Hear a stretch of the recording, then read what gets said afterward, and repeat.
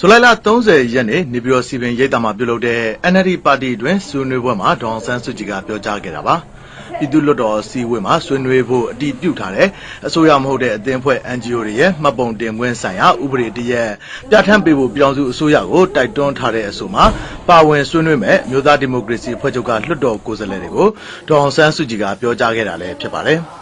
ဒီ NGO တွေကဝယ်ဆောင်ရှောက်ဖို့ဆိုတဲ့ဘက်ကပြောကြတယ်။ဒါပေမဲ့နောက်တစ်ခုကစဉ်းစားရမှာဒီ NGO ရိုင်းဟာတကယ်ပဲမှန်ကန်တဲ့ပုံစံနဲ့လုပ်နေရတာဆိုတော့အဲ့ဒီဟာကိုကြည့်ရအောင်။ဟုတ်ကဲ့ပါ။အဲ့တော့စီမင်းစည်းကမ်းဥပဒေဆိုတာနှစ်ခုနှစ်ဖက်ပါ။တစ်ဖက်တည်းရလို့ပြောလို့ရ။ NGO မှန်တယ်များကောင်းပါတယ်ဆိုတဲ့ပုံစံနဲ့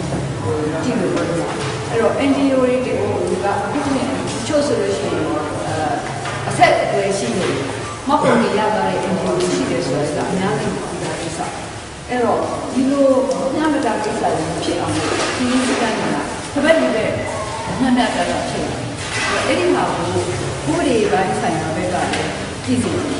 နောက်ပြီးတော့ဒီ NGO လုပ်နေတာချို့လို့ဆိုပြီးကိစ္စတွေဖြစ်တော့အဲ NGO အများကြီးသက်ဆိုင်ရှိအဲ့တော့ NGO ရိုင်းဟာတကယ်ပဲလူမှုရေးကိစ္စတွေကိုကိုကျိုးမပါဘဲနဲ့လုပ်နေတာဟုတ်ရလားမဟုတ်ရလားဆိုအဲ့ဒါတော့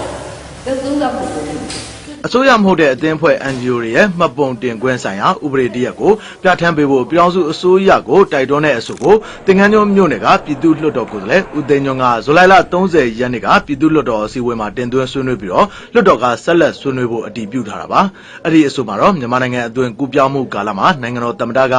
အရက်ဖက်လူမှုအဖွဲ့အစည်းအားလုံးနဲ့ပူးပေါင်းဆောင်ရွက်ဖို့ပြောကြားထားတာကြောင့်အရက်ဖက်လူမှုအဖွဲ့အစည်းထဲမှာပါဝင်တဲ့အစိုးရမဟုတ်တဲ့အဖွဲ့အစည်း NGO တွေဖွဲ့စည်းဖို့အတွက်ခင်နယ်လျော်ညီတဲ့ NGO မှတ်ပုံတင်ဆိုင်ရာဥပဒေတရက်ပြဋ္ဌာန်းပေးဖို့အစိုးရကိုတိုက်တွန်းအဆိုတင်သွင်းထားတာပါကျွန်တော်တို့နိုင်ငံရဲ့သမ္မတကြီးချမှတ်ထားတဲ့ဒုတိယအဆင့်ပြုပြင်ပြောင်းလဲလုပ်ငန်းတွေမှာအကူအညီရဖို့အတွက်ကျွန်တော်တင်ပြရရင်တော့ဒီနေ့နိုင်ငံတော်ကတာဝန်ရှိတဲ့ဒီဒေသဌာနပြည်ထောင်စုဝန်ကြီးအပါအဝင်အမျိုးသားစီမံကိန်းနဲ့စီးပွားတိုးတက်ရေးဝန်ကြီးဌာနတို့အပါအဝင်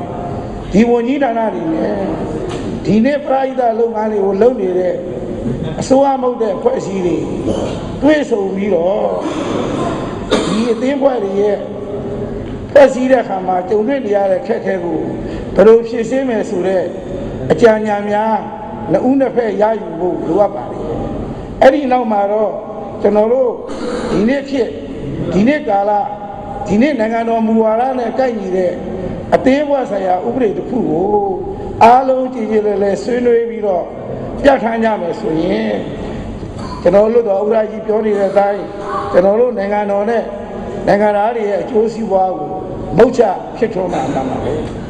ဒီဆိုကိုဆွေးနွေးဖို့ဇူလိုင်လ31ရက်နေ့မှာလွှတ်တော်ကိုယ်စားလှယ်တွေအမည်စင်းတင်သွင်းကြဖို့လွှတ်တော်ဥက္ကဋ္ဌကကြေညာထားတာပါအဲ့ဒီမှာတော့မြို့သားဒီမိုကရေစီအဖွဲ့ချုပ်ကလွှတ်တော်ကိုယ်စားလှယ်တွေဖြစ်တဲ့သုံးခွမြို့နယ်ကဒေါ်စုစုလွင်မင်္ဂလာတောင်ညွန့်မြို့နယ်ကဒေါ်ဖြူဖြူတင်ပလဲမြို့နယ်က